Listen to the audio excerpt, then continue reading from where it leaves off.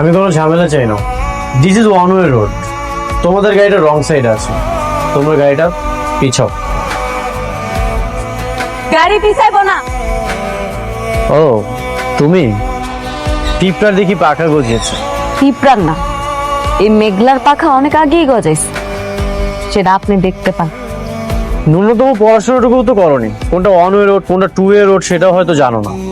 তোমার গাড়িটা wrong side আছে, তুমি গাড়িটা পিছাও। রাস্তা যেটাই হোক, আমি একবার কইলাম না আমার গাড়ি এক পাও পিছাইব না, এইটাই আমার শেষ কথা। নতুন নতুন গাড়িতে চড়ে কি অহংকার বেড়ে গেছে? কি দেখাচ্ছ তুমি? এই যে গাড়িতে চড়তে পারো, তোমার বডিগার্ড আছে, শো অফ করতেছো, কি দেখাতে চাও তুমি? আপনার যেইটা খুশি আপনি ভাবতে পারেন, আমার কিচ্ছু আসে স্যার।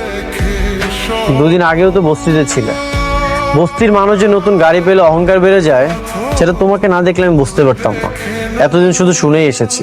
ও এখন বস্তি মানুষ, আপনি মনে হয় ভুলে গেছেন এই বস্তিতেই আপনি খাইছেন, দাইছেন আর ঘুমাইছেন।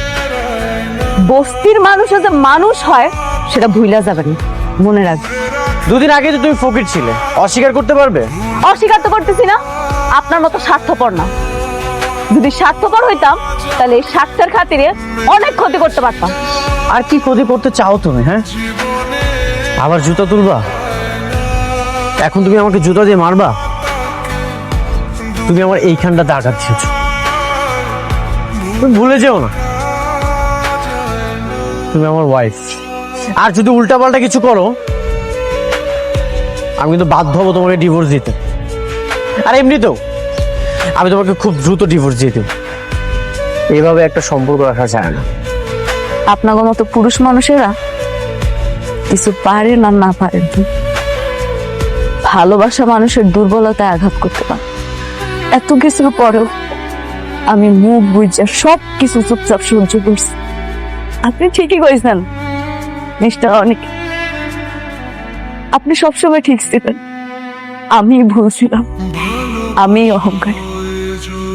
আপনার রাস্তায় কাটা হয়ে দাঁড়াইছি তো, এই কাটা সইরা গেল, চলে যেতেছি। আপনার রাস্তায় আপনি যান।